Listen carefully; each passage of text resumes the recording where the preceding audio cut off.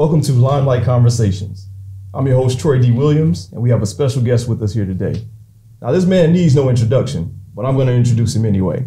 Some of you may know him as Rod. Some of you may know him as Hot Rod. Some of us know him as Hot Reezy. And then some of you may even know him as Lightning Rod. All right, but this is my good friend, former NFL player, Rod Harper.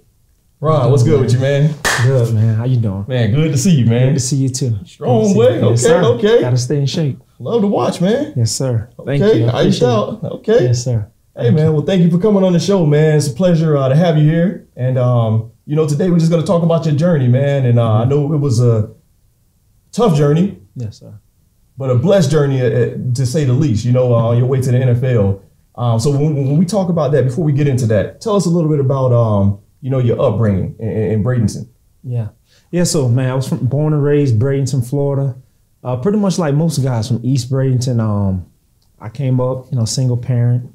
A good household, though, man. My mom kept us in church. It was me, my mom, my older sister, my older brother. Like most people, we didn't have everything, but we had what we needed. And I spent most of my time also with my grandma. We grew up in Mixon. So, grew up sports. I was really big into baseball, huge growing up, also into football. And, I also had aspirations with academics to do some great things. But just like most kids, man, just wanted to come up, have fun, maybe make something of yourself one day. Yeah. Awesome, man. And I know we had the pleasure of meeting in 8th grade, Johnson Middle. It definitely our Bradenton is humble beginnings, I think for us all. Nice little quiet town, country, but it's humble. It'll humble you. So when did you start playing sports? Like at what age? Yeah, so I first started, I believe it was baseball. I was 8 years old, started baseball, football, baseball at East Bradenton Park, East Manatee, and also played for the Broncos over in Bradenton also when I was 8 years old. But besides that, we go around playing in the neighborhoods. I remember being like 5, 6 years old, wanted to get out there with the older guys, my brother, and running around, really just, fell in love with the game. Yeah, it's an early age. Yeah. So you were playing Little League football from the age 6 and up? I would say an official league, 8 years old. Oh, wow. Yeah, yes, sir. Yep. Okay. Now, I know at Johnson Middle, man, the memory that stands out to me the most, I remember when you used to always make me laugh. We were in Miss Smith's class. I think it was an English class or language arts, one of the two. Yeah. And I remember you would say that line, just the class would be quiet, and then you say that commercial, by men. Remember? I had a lot of crazy stuff I see. But Miss Smith used to drive her crazy, man. But I remember when I'm like, man, I like this dude, man. Yeah. And he used to sing in class and all that stuff. So then we moved on to Southeast High School, the good old days. So so talk about your football career. Like, obviously you got to play with some great athletes. Absolutely. Some legendary athletes. Yeah. Let's talk about that a little bit. Well, obviously Southeast is the greatest school in the land. Wait, say that again. Southeast is the greatest school in the land. Amen. Yeah. Amen. But yeah, man, it was amazing, man. I grew up watching Peter Ward. Wanted to be just like him, watching his highlight tapes and stuff like that. And so in front of me, like I was a sophomore. I started off obviously at freshman year, freshman football, and sophomore was able to move up to varsity. So we saw a lot of amazing athletes. We saw AD, Jaworski, Puloff, Fred Span, Travis Lip. These are all receivers that were in front of me. And that year we were doing it bigger than anybody could ever do it as far as sports and passing the ball and receivers. It was just incredible, man. So to see all those guys, and they set a good example, man. I just remember Jaworski, Puloff just getting on us like, man, listen, y'all have to work hard every day. You got to get after it. And we wanted to be like those guys, man, to have 3 receivers go to Division I in 1 year. Crazy. Is crazy, man. But they set it for us, man. Even started going back, even before that with Peter Wark and even guys even before that, man. So the standard was set so high to be a Southeast Seminole, man, and it felt good. But yeah, man, when my junior year, I finally became a starter, and I had 9 catches my junior year, 76 yards, 1 touchdown, maybe 2. I think it might have been 1 touchdown. But anyways, really small, man. And you remember those things, man, because you set goals. And I wanted to go to Division I and play football. But coming into my senior year, I had some goals set in mind. And, I trained really hard that offseason, man. I ended up running track. I quit baseball. And I said, I'm going to focus on football. So I ran track to get faster. And man, my sophomore year, my first 40 time I ran was a 5.25. You know what I mean? My sophomore year. Dang. And 5.25. And I was a little guy. I was 5'8", like 150 pounds, ran a 5.2. Then my junior year, I ran a 4.9 40. So I went out, ran track to get fast for football, came back, I ran a 4.75 at the track. Like, okay. And I came back for my senior year, football season, I ran a 4.9 again. So just grinding and working and training hard, but I had full field speed and I had a lot of ability. God blessed me with a lot of natural gifting. You know what I mean? I could catch, I can run routes. But I just need to get faster. But man, I just put my head down to the plow, man, and just work and got in the weight room and trained, man. And my senior year, man, I ended up having it was close to 50 catches, over 800 yards, 12 touchdowns. Yeah. And I just had Division I teams wanted to come take a look at me, and now people wanted to offer me scholarships and stuff like that. So it was it's the way things should be. Sometimes things are given these days when you have so much talent earlier on. Mm-hmm. But I'm glad we had those guys that were so much better than me, and we had to wait our turn. Right. You see what I mean? Right. And when hard work, and the right timing meet, and it worked out, man. So and that's been kind of the story of my life, man. So it was a blessing to go there and play and become so successful my senior year. Absolutely. That's what's up, man. Now, I remember that year, man. I would say that's when the legend was born. That same year, I remember my little cousin T. Griggs, shout out to him, man. He was putting that thing up because shout out to Griggs. I feel like I feel like our junior year, for some reason, I feel like it was a run-heavy offense. Absolutely, it was. James Shelley, he was toting that rock, man. Yes, he was. So I know every now and then you get a pass here and there, but every now and then. But it was like senior year, man, dude. Every time I looked up, go route. Yes, Hot Rod's going, and I remember everybody used to critique it. They like, Hot Rod ain't that fast. I'm like, that boy got field speed, man. Yeah. You know what I'm saying? And all you see is some dude left in the dirt, and it's like it looked like the same play over and over again. Yeah, they knew what was coming, but you still outrun them. Yeah. So I've always admired that about you, man, and you were so humble with it. Yeah. You did. I remember you won a Homecoming King as well. Mm-hmm. That was pretty dope. Sir. So what was it like just having like that popularity, man? Like, did that become a distraction at all? I mean, you talk about being humble. I don't think humble people think they're popular. Because at the time, I didn't think I was popular. I mean, I may not have been popular, you know what I mean? Yeah, you were some popular. People, but like, I was just, real thing is, I just love people like I do now. I enjoy all different type of people. I love, being around them, you know what I mean? So, and I got involved with everything I could, and I didn't make any enemies. So I was never arrogant, I kind of took things as they went. I didn't necessarily know that I was a very big prospect during the season. You see what I mean? Because I came in with not very much, glitz and glamour. But by the time the end of the season, that's when the interest began to build up. Gotcha. After it was a second team all-state selection. So it was really not too much to become arrogant. And obviously I was stayed in the church, and I think that definitely kept me grounded. With God, and we can't begin to think too highly of ourselves. And think about it too. We have guys that came before me that were way greater. Gotcha. You get what I'm saying? And they were off doing great things in college. So who do I think I am? Right. When Jaworski just had 1,300 yards receiving a couple years ago, what's my 850? You know what I mean? So I'm just, I was thankful for the opportunity, man. Yeah. I think that was just a jewel you just dropped right there, man. Yes, that's a good way to stay humble, man, by looking at where you want to go and always realizing there's work to do. Absolutely. You know what I'm saying? Don't get caught up in like the hype. But man, those were good times, man. And also I shout out to Mike Jenkins, because I know you two were the ones that made it to the league from that roster, man. And real quick, before we go on to college and everything, like, what was it like playing for the legendary Coach Mack? Man, Coach Mack, really, to really put in the words, man, Coach Mack helped me so much with college. And before we hop on that, he helped me get into my college, which I'll talk about probably a little bit later. He helped me get into college. He even helped me with pro. But here's the thing about Coach Meckley, a class act, top to bottom, class act, man. I love that about him.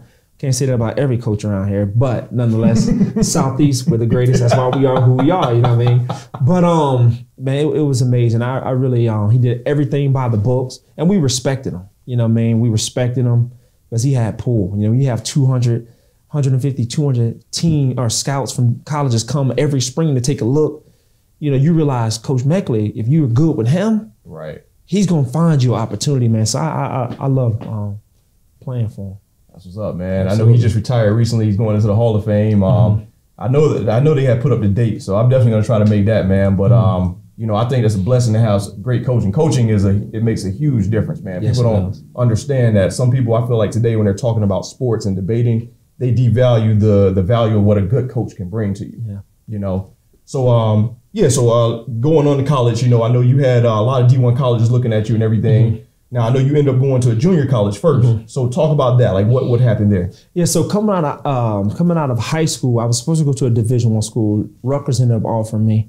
And other schools, 1AA, were really interested. I went on a couple of visits, Division I visits, and I said, well, no, I don't want to go there. I want to go to the Florida State Seminoles. But Florida State didn't offer me something I'm going to walk on.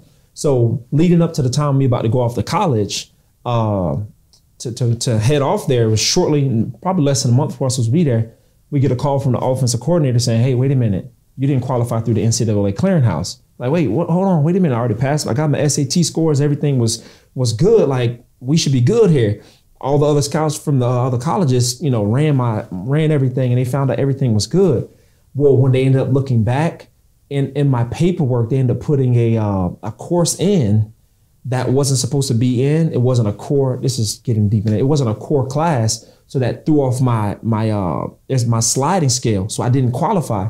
So like, man, that was a huge letdown. So now you got all these guys, you know, from around here. They're going off to the universities. You worked hard. You're preparing to go. Have been training hard. So now what am I going to do? So I had to stay around and go to MCC, not play football, and retake my SATs.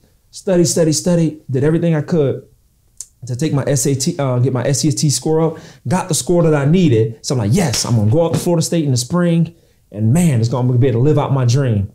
So that same offensive coordinator is like, okay, you got the score, but it's showing that you started college courses already. I'm like, okay, what does that mean? He said, well, you're full-time.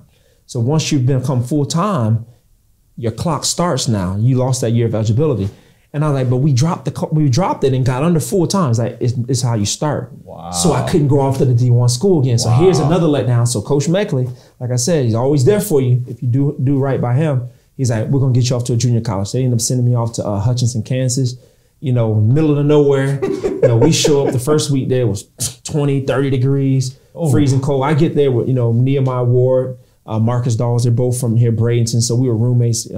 Nehemiah played receiver. So we were able to stay with each other. But that was a letdown. Like, man, I'm supposed to go to these big old schools, and here I am in the middle of nowhere, you know, competing. And man, like, so it's those things that test your character. You know, because a lot of people go to junior college and they don't come out of those junior college walls. You see what I mean? Because what they do in junior college is they get we had a lot of guys, All-American, Division I, guys that were supposed to go to Division I, but they didn't qualify. So now we put all of you all here in this location, and you're going to dog it out for a spot.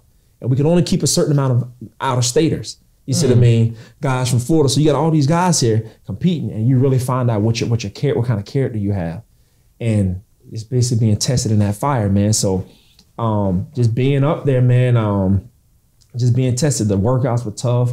It was a boring place. It's a shift, man. But, you know, God, he was faithful to me, man. And he kept me strong and mentally focused, you know. Like throughout that time, I wasn't partying or doing all these things and sleeping around. Obviously, I was a college guy. I go out and have fun with the guys, you know what I mean? But I wasn't like wilding out. And I look back on them like I wouldn't have made it had I been wilding out. You see what I'm saying? Because, you know, some guys, you know, we know some, they're natural 4.2s. They're natural 4.3s, like, period. Like, that's just what they do. They're fast. You know, I was that guy. You know what I'm saying? Like, I needed everything I could to get the 4.4. You know what I'm saying? So, but yeah, throughout that time, man, before I left JUCO, I worked myself down to a 4.5. And coming out of junior college, though, after I was there, my first year there, I ended up getting redshirted, which was another letdown. It was a letdown because now I'm here. Man, I'm not even going to start this. Now that would be my second season not playing. You know, I'm on the team. So with that, so we were able to not go to the practices if you were redshirted. You didn't have to go to practice or anything. But I said, no, I'm going to every practice. I think I went to every, I might have, and it's a huge missed one or two. You know what I mean? It was there, and they noted, like, man, he comes to every practice, and I was in there trying to kill him. I was trying to tear it behind him, man. I'm running every route I know to run. I was putting it on them. I want them to know. You know what I'm saying? You made the wrong decision. You know what I mean? By the end of the year, it was clear, okay, we didn't make the right decision with this receiver. You know what I'm saying? So anyways, but this is how good Coach Meckley is. So coming to that following spring, now this is my second year of college. now it's time for me to leave a junior college and go off to a university. And then at that point in time, no scouts are coming to see me because I haven't played in 2 years. Murray State University comes down from Murray, Kentucky to scout down here. And then coach at Southeast and Coach Mecca say, oh, I have this guy named Rod Harper. He's supposed to be a Division I athlete, so on and so forth. He ended up having to go to JUCO. He hasn't played in a couple years, but so on and so forth. They ended up flying me out and giving and offering me a scholarship based off of my high school film and Coach Meckley's word. Wow. You see what I'm saying? So, and it was and a couple of things happened, man, really where I believe God really spoke to me, because I was like, I don't know if I want to go there. You know what I mean? And yeah, I was like, I don't know if I want to go there. So, and then I went, I'm being straight up. I went on a visit, guys just smoking weed, and I'm like, man, I can't do this. You know, on the official visit, I'm like, I can't do this. So then they sent me a scholarship. It sat up on my dress for like 2 weeks. I ain't going there. And then what ended up happening was what made me go there, I went to church that day, and the man was preaching. He was like, you're trying to go. It was a story in the Bible where a man was trying to go. He wanted to get healed of a disease, but he wanted to go wash the prophet told him to go wash in some water in his home to be healed. Okay, he was supposed to go wash, but instead he was supposed to travel to another place and be washed in that one. So the preacher was saying, you're trying to stay here in your hometown and be washed and cleansed, but that's not where your blessing is. So me wanting to go to Florida State, you need to go somewhere else where God is trying. That's where your healing is. I'm like, man, I felt like the Lord speaking to me. I called my mom when I got home and told her about it. Well, I didn't tell her about it. I asked her what they preach about her back here in Florida. They preached the exact same message. Really? I said, Jesus want me to go to that school. Wow. That next day, on Monday, I called a coach at Murray State. I said, I'm coming to Murray State. He said, well, what made change your mind? I said, God told me to go. And that's how I went to Murray State. You know what I mean? So that's how I ended up coming out of JUCO. That's the story. Yep. That's what's up, man. And I know you did your thing at Murray State. I remember when you used to come home and visit, man. You got swole, man. Yeah. You got diesel, boy. Like, we didn't have a neck, man. I'm like, dang, man. But you looking like T.O., man. Yeah, man. We put work in, man. We fought, man. We challenged each other, man. And it was work. You know, it was there's just no getting around it. We grinded, you know. And I'm thankful that I had the roommate. I had Nehemiah work, and we pushed each other. I'm thankful, man. God knew what he was doing in that situation, so I can't complain, man. Yeah. Now at Murray State, I know you and I had talked about this before. Like at Murray State, like who you said there's a certain athlete that you went against, right? Yeah. You said he's probably one of the greatest athletes that you went against. Now the reason I'm bringing this up is because this is a fellow 941 native. You know, so who was that? Can you talk about that? DRC, Dominique Rodgers-Cromartie. Yeah. Absolutely. So y'all went. Yeah, we went at it. I mean, go ahead. He got me. I made a couple plays now. I made some plays, you know. But he got the best of me, man. But yeah, shout out to him, man. Great athlete, man. Huge fan of DRC, man. He represented the city well, man. He went in the league for like 12 years. And he just ended his career, man. Yeah. He may get back in one year. Who knows, man? He can play till he's 50, man. Yeah. That's just the type of athlete he is. But yeah, so we had some duels and stuff, man. But we had some fun times up there, and then also Nikita Rutland, he was on the team. But yeah, man, much respect though. Absolutely. That's what's up, man. Now, you finished your career, you know, at Murray State. Mm-hmm. So what happens after that as far as going to the league? Obviously, now you're one step closer to your ultimate goal is getting there. So what happened after you finished? Like, were you invited to the combine? Any like pro day? You had pro day? Did you have like any private workouts with any teams? Yeah, I didn't get invited to the combine at all. And I found an agent late too. A lot of scouts thought I was going to have another year of eligibility because I missed my first one when I sat out. Right. So it was like late. Like I finally found an agent, and he was like, "Wait, a lot of the scouts are saying they thought you were coming out the following year." It's like, "No, you're coming out this year." But anyway, so I started kind of like a scramble to have individual workouts with teams. Work out with the 49ers, the Packers, the Bears, also the Colts, but the Packers showed the most interest. So they're like, okay, well, we may draft you 7th round or free agent. So I'm waiting around on draft day.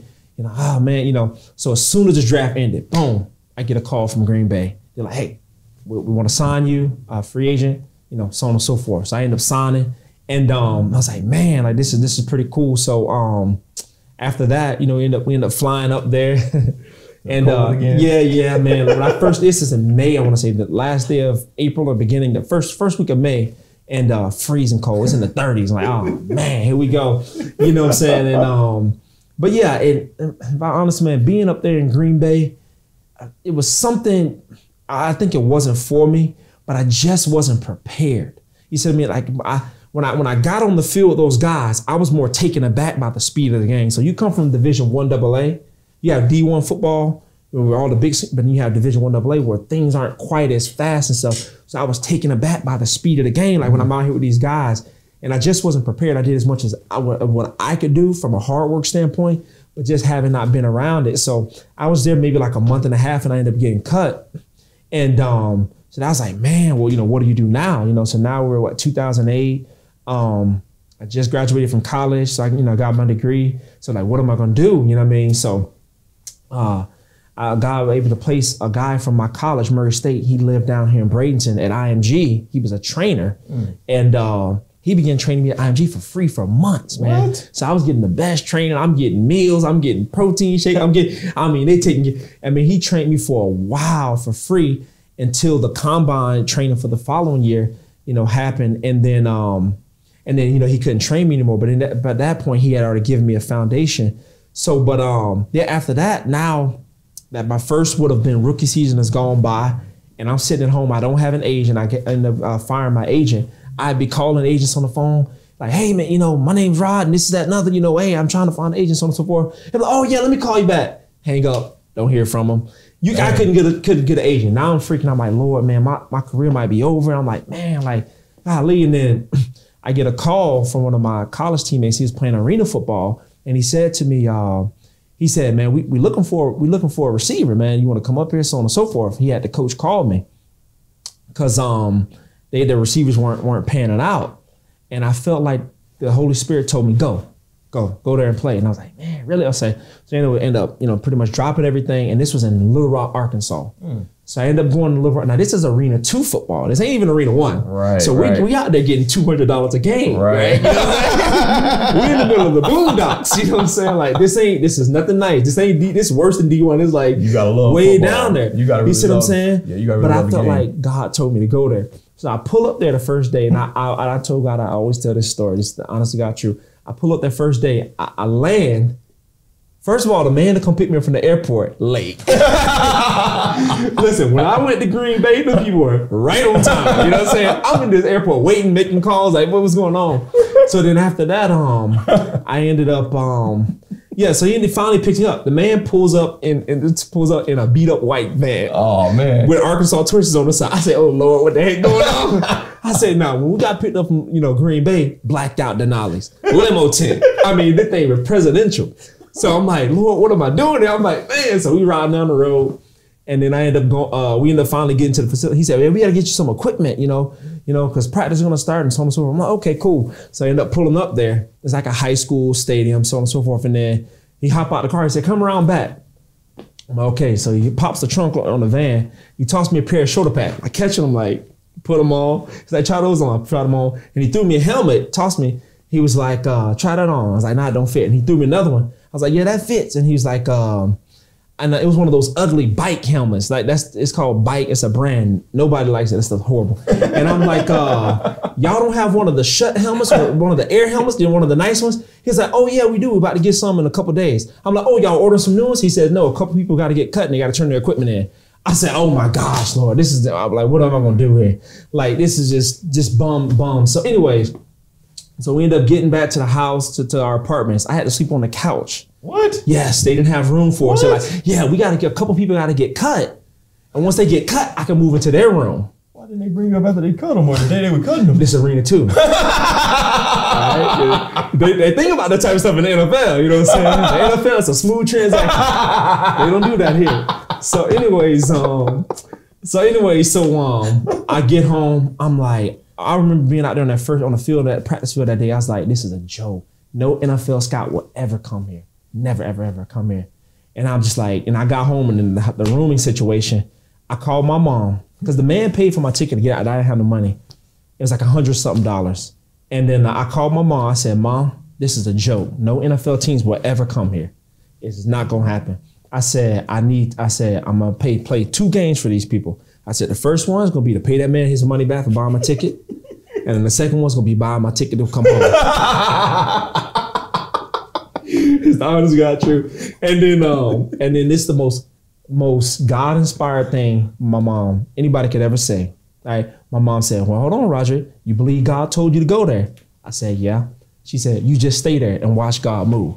I said, okay. That shut it all down. But I'm looking at this though. I'm looking at it, I'm like, they already got guys that's playing in front of me. They already got receivers. They're good. I'm like, these guys are veterans. Yeah, the one guy's like 6'4", 220 pounds. Like, I can't start over these guys. And it's not that I'm not talented, but they're already in. So the one guy was in my position.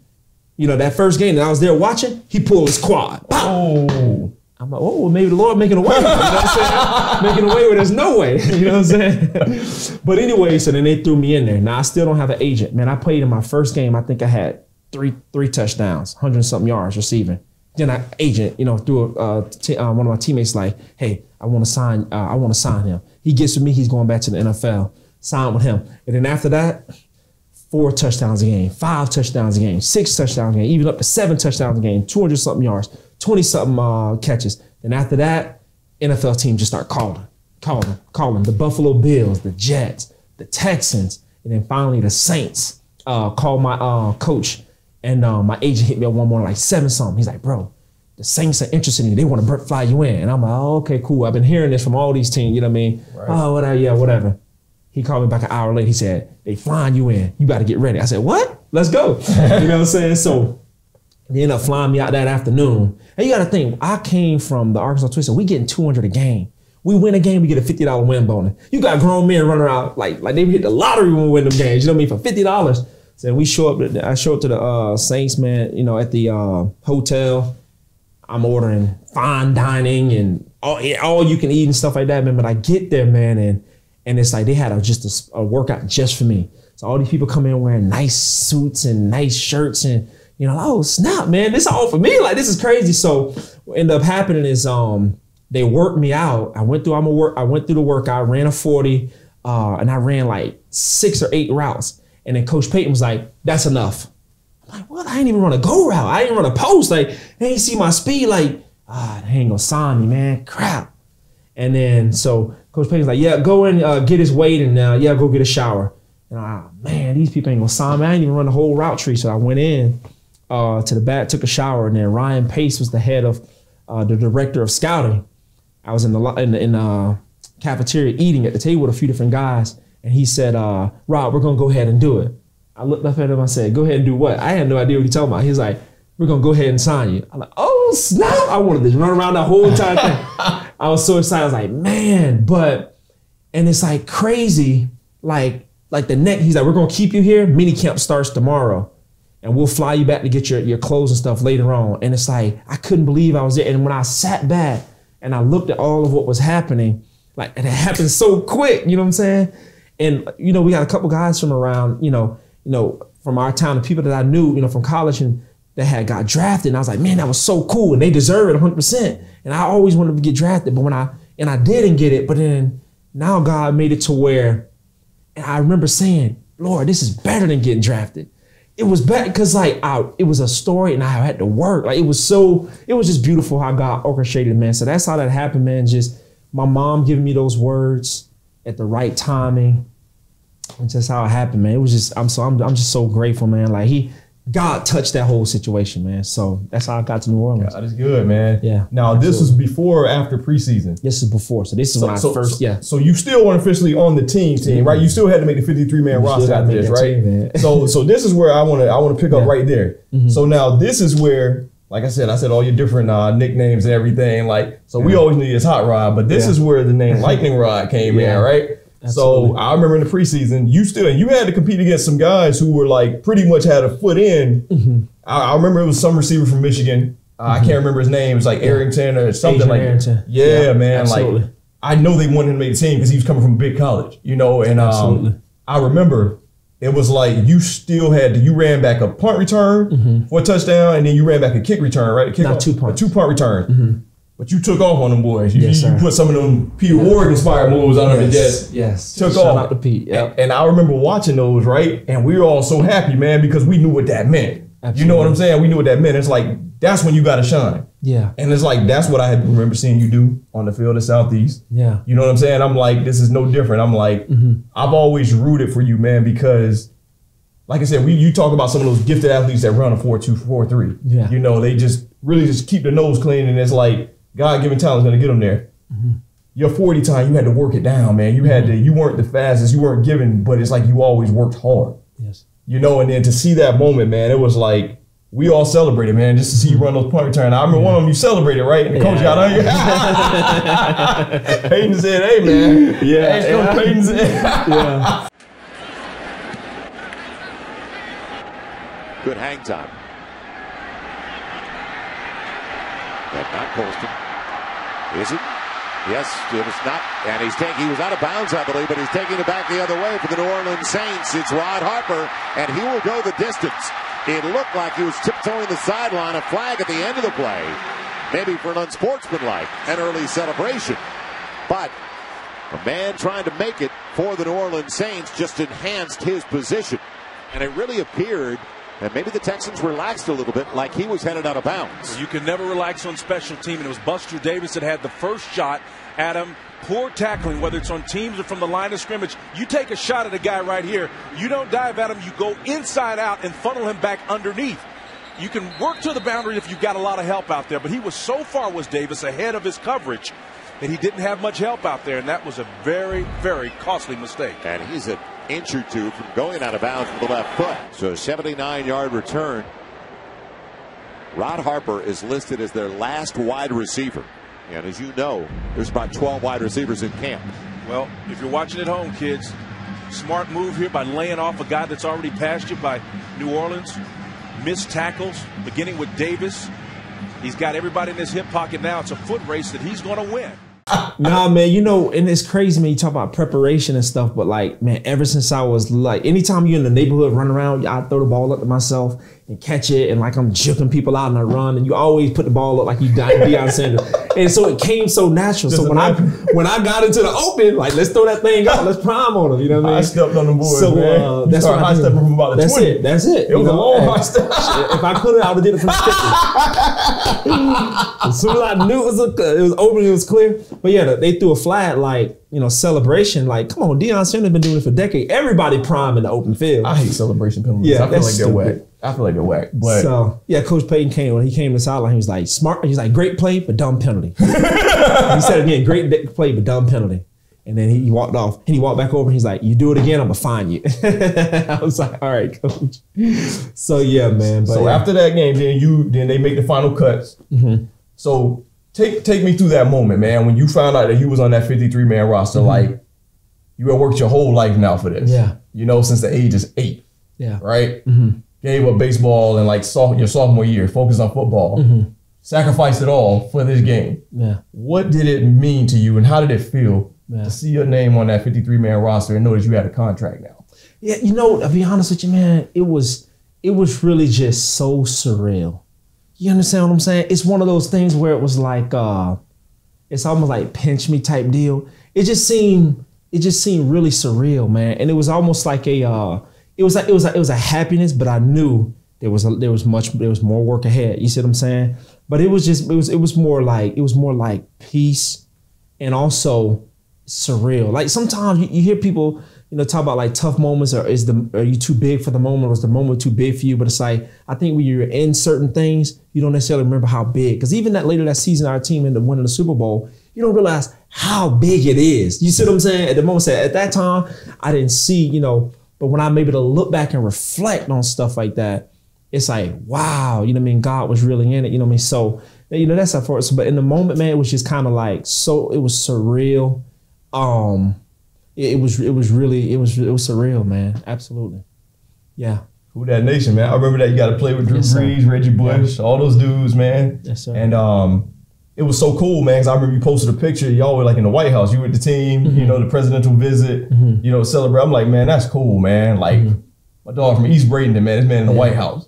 Yeah, man, and I really, it was really a blessing, man. Even so, later that season, I ended up making the roster, obviously, but then later that season, I got hurt, so I was in reserve like week 6, and then our team went on to win the Super Bowl. But even just to be a part of that, you know, it was just a thing where it was like, you can just still see God's hand in it, you know, in his grace, you know, being able to experience that, you know, I mean, everything in the White House is so amazing. Like the lights shine brighter in the White House. Like the daggone orange juice was like drinking pure water. Like, you know what I'm saying? It was so smooth and how it just went down. Like, man, they you know, so it was really, you know, a blessing, man. We're having to take pictures and stuff with the Secret Service. And yeah, it was really cool, man. Yeah, so definitely a great experience. That's what's up, man. I thought about that line that the game said in one of his rap songs, and he was like, NWA had Jerry Curl juice dripping on President's shoes. I was like, that was cool, man. Well, I'm talking about like it when they would go in, yeah. When they went there. Yeah, man. Yeah, but it's a lot of different people from a lot of walks of life, man, go in there because of their accomplishments. But like everybody that's there, they work to get there. You know what I mean? So it's a combination of your work, those around you working, and then God's, you know, grace meeting you there. But they all got to be coming together. Kind of how we talked about some people have the natural gifting, but it's a matter if they can use their mind and stay. We all have to use our mind and stay focused, but some have to do it even more so because they have to put more into it in order to get their body to that limit, man. So to be able to perform on that level. So what's up, man? I think an important thing with life is, man, living in the moment, you know, understanding how big this is, you know. I know it was unfortunate, you know, you got put on injured reserve and things like that. And then, you know, like that wasn't the end of the story, you know, but you then went on to, you were in Philly, I believe, sir. Right? Yep. I was so excited about that. I remember I was gonna come in there and visit you when you were in camp, remember? Because I was visiting my in-laws up in DC and we were gonna be heading up there to check out like a training camp and everything. And I just remember, man, like that team was so exciting. They had Vic. Yeah. They had DRC. Yes. They had Nnamdi Asomugha. Asante Samuel. Oh my gosh. Deshaun Jackson. Oh man. Jeremy So many stars. So many stars. That was the team that was supposed to win the Super Bowl. And I'm like, damn, you got a chance to work out with this team. I'm like, absolutely. A lot of great athletes, man. A lot of guys, those guys were tough to beat, man. Like Nnamdi and Asante and DRC, like they were so hard. They were hard to beat, man. But yeah, that was an amazing team. Really, really full of talent. The season didn't go really well. Now I got cut after maybe about a month or so. But the season, it's hard to mesh all of that talent together, though. You know, but yeah, even just being around that much, you know, ability, man, it really you think it's some stuff I saw them do, Mike Vick, some of those guys do, and I still think about like, man, I can't believe he did the stuff like he do in practice or Deshaun. So yeah, man, just to be mentioned on that level and to be able to compete on that level, man, I'm grateful for that. Yeah. That's what's up, man. So did you get any more workouts after that? Like, no, after I left Philly, man, I didn't get any more workouts. I was there for like a little bit over a year. And then after that, man, I played for maybe 4 more years until 2015, like different arena football teams. When I was in Canada for a while, I had some good seasons in arena, man. I remember you got to San Jose, right? Yes, yeah. So out there, man. Yes. So it just a lot of great experiences, man. We came up short. We were hoping we win an arena bowl. I was like, man, I want arena. Super Bowl, Arena Bowl, and then the one in Canada too, you know. But came up short. But still, man, it's just so many amazing experiences, man. That you don't realize it in the moment necessarily. But when you kind of look back, it's like, man, like I got to go travel to like 30, 35, 40 states with the gift that God gave me. You see what I'm saying? Right. And all I had to do was just be faithful, you know, to steward my abilities. You know what I'm saying? And exercise them. So that's how it turned out, man. I think it was a beautiful career, man. Even from Little League on, you know, a lot of championships, man. So definitely God touched me. Well, I think the beautiful thing too, man, and one of the things that you have to you know, thank God for, you know, you left with all your senses working. Absolutely. You know, you're still young. You know, long life ahead of you. I want you to talk about this. This is something that every athlete goes through, man. Like, what is it like when you finally hang up the cleats and say, like, this is it? You know, I'm on to like this next chapter of my life. Like, what is that like, man, in that moment? Like, what are you going through? What kind of thoughts? Like, how do you ultimately come to that decision? Yeah, I think for some people it's really different, man. There are some athletes that kill themselves, you know what I'm saying? Go into depression, go into drugs, because you go from being the man, you go from getting everything free to now you got to pay for everything. You know what I'm saying? You go, so serious. Like in New Orleans, any of those places, man, when you, like, let's say you get an injury, they see you immediately. There ain't no wait. And I remember when I got out afterwards, And like different people in my family would get sick. I'm like, what you mean we gotta wait 3 weeks for the surgery? Like, well, what's going on? It's like, Roger, they're like, Roger, you're not in the NFL anymore. You gotta wait, like, I'm like, well, what? So, a lot of that transition is tough for a lot of guys, because what is your identity now? Mm-hmm. And people have always glorified you for running fast and jumping high and being muscular and all these things, but who am I now? Mm-hmm. So, and a lot of guys struggle with that because nothing else was built up in them. They didn't have the people around them to build up character, different things like that, other things that they can do. So, for me, and even knowing when to hang it up, but for me, it was, it's just like, man, when you don't run quite as fast as you used to run, but when you've exhausted basically all resources to get back to that grand stage of the NFL and it's not working. But for me, it wasn't a hard transition, like a depression or anything like that. Like, I think I was so rooted, I think I was growing in God, so much. And my goal coming out of college, I only wanted to, I said to God right before I was leaving college, I want to play in the NFL for 3 years. After that, start a small business and then use that to do ministry. Mm-hmm. So I don't have to pump my ministry for money. So the NFL for me was never something I wanted to do forever, even though I loved it. When I got there, I wanted to stay for 30 years. But like, once the checks start coming in, but I'm like, woo, man, Jesus, let it keep coming, baby. 15 years, we can do this. But, but that's just how it goes. But, so I always knew that there were going to be other things that I was going to try to do. So I felt good, man. I was secure in, who God, made me. So I didn't have a huge struggle. Do you miss it sometimes? Yeah, I wish I could still go work out for 6 hours a day, 4 or 5, 6 hours a day and train and do different things like that. But and I was never cocky, so I never got a hold of the fast life. Right. You know what I mean? Oh, the glitz and glamour. Oh, I didn't go around, I'm in the NFL, bro. I didn't use that in my life. You know what I mean? Like, I didn't have to do all of that because, like I said, I enjoyed, people, I enjoyed God and so on and so forth. So it wasn't too tough of a transition for me. So I'm grateful for that, though. Yeah.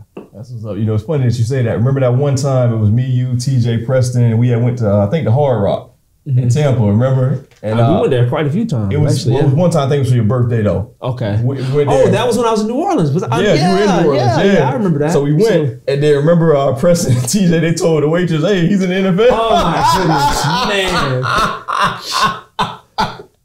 It's so and then they started screaming, oh my God. And you pulled out the NFL ID. That thing was like that was like I don't know, FBI card or something, man. Secret Service or something. He pulled that thing out and they would have brought you a cake. Yes. I'm like, they didn't even have cakes on the menu. Man, they would have found the cake somewhere, bro. They did the same. We did it in New Orleans. TJ did that same thing. He was like, he plays with the Saints.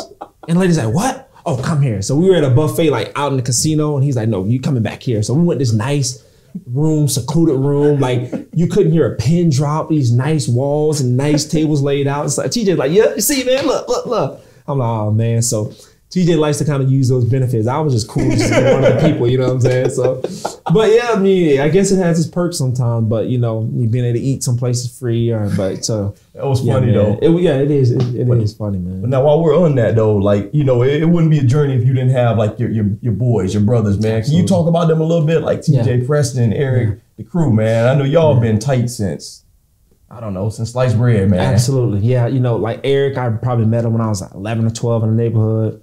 TJ, we met freshman year of high school, me and him, Preston and I, we met, but yeah, same solid group, man. Like, great guys. We love each other. I mean, we do favors for each other. We give each other advice, women advice, life advice, career advice. We always have somebody who can check us when we're wrong. Absolutely. You understand what I'm saying? Absolutely. We need that balance in our lives and to encourage us when we're down. All those different, all those things. And we've been able to provide that for each other, man. And just putting even small differences, over the years, man, and seeing the greater picture, man, so that that's been a, blessing to be able to have them, in my life. So that's something that'll last forever. We've been in each other's weddings, best man, me and TJ still got to get married, so. Somebody. Who's going to be first? I'm going to put a wager on that. Who's going to be first on that one? I don't know. We'll see. So for the ladies out there, you single? Seeing anybody? Single. I'm all the way ready to mingle. All the way ready to mingle. That's it, man. You love Jesus. Y'all hear that, ladies? Y'all hear that? If you hot and holy, come holler at me. Come holler at me. That's what it is. Real talk. Real talk. I can see you on one of those bachelor shows, man. Let's do it. So yeah, man. But yeah, it's good to have those good surroundings, man. Absolutely good friends and family. So I'm thankful for that, definitely. Right. Good, man. And now, life is fast forward a little bit. You're into that next chapter in your life. Mm-hmm. Congratulations on starting the business and everything. So talk about that a little bit, man. What are you doing now? Yeah. So I run my own air conditioning company. I'm an AC contractor here in Florida. Champions Airflow. It's the name of my company, man. Something I love to do, man. I went to school for it, so I've been in the game a couple years. And I just really fell in love with the craft, man, the technical side of it. It felt so amazing to get back into school and learn and read. And I just read and learned. So it's been amazing, man, and just being able to be a part of something. I get to help people, man, serve people, man. It's been amazing. And I'm able to take care of my family, man. We've had situations, we show up at jobs and people are like I showed up to a job, a lady called crying. Company's like, oh, she crying, boohoo crying. What am I gonna do? They said it's gonna be $7,000 and all this stuff like that. And to replace the unit, they're trying to call my insurance company, all these things. So I show up, make it look, man, it was a little itty bitty small problem, like a $10 part. People could have fixed it in 10, 15 minutes and been out of the door. Charge, whatever the price is, maybe a couple hundred dollars be down the road. The lady's satisfied. But instead, they tried to lie and jip and manipulate, you know what I mean? She didn't know. Exactly. And they never know, you know what I mean? So just being able to be somebody that's honest, and she was so happy. She ran out. She's like, oh, I felt cold air coming out. Like, is it big? She was excited. I was like, yeah, man, we're getting there. But so then afterwards, she's like, I gotta give you something. Like, she trying to hand me beer. I'm like, nah, man, I don't drink. So I gotta give you something. She trying to give me she gave me some Puerto Rican soda and some fruit. And she's like, I gotta give you something. But just being able to help people, man, and be honest with, and be able to be honest with that. That's my thing. I'm not going to be crook. I'm not going to lie. Be straightforward. And my uncle, he's been in the business for nearly 40 years. He has his own company also. If you just tell people the truth, you know what I mean? And just be top to bottom and just be straight up with people, man, and it'll go far. So that's what we're really built on, man. But it's been a blessing. So I stay working, work, hustle. So I think when you're honest, man, you're ethical, I think you get a lot of referrals, man. Yes, sir. That's the one thing. Yeah. And AC is a necessity here in Florida. Oh, yeah. Yes. It's not a luxury. It's a necessity here in Florida, man. Absolutely. So you save people's lives, literally. Yes. Yeah. And I tell people we fight crime, too. When people get hot, they get angry. You know what I mean? They start doing stuff. You should put that as your slogan, man. Yeah. Save lives and we fight crime. It's true. That's a good slogan, man. Real story. That's what's up, man. Well, Rod, I really appreciate this interview, man. I've enjoyed it, man. Just kind of going down memory lane. And I appreciate you always showing support to me as well. Yeah. Coming up to my baby shower and everything up in Orlando, coming to the movie premiere here, in Bradenton, man. That's love right there, man. If you could look into this camera right here and tell the people where they can follow you. Yes, sir. I'm on Facebook, Rod Harper. All right, you can look me up. Also, Champions Airflow LLC. That's the name of my company. You can look us up if you need any air conditioning needs, anything. Also, my page, Facebook, post some things about God, Jesus, maybe can help you clarify some things you have about life, about God, relationships, whatever it may be. All right? Thank y'all. Thank you. My man. I appreciate it, man. I really do. Absolutely. Thank you guys for joining us for another great interview, Limelight Conversations. This concludes season 1 of Limelight Conversations, and I hope you guys have enjoyed every episode. I hope you guys have found some inspiration, and I hope you guys can see that you don't have to look far to find inspiration right around you. So thank you guys for joining us. Thank you guys for tuning in, and thank you guys for making Limelight Conversations what it is. We'll see you guys at season 2.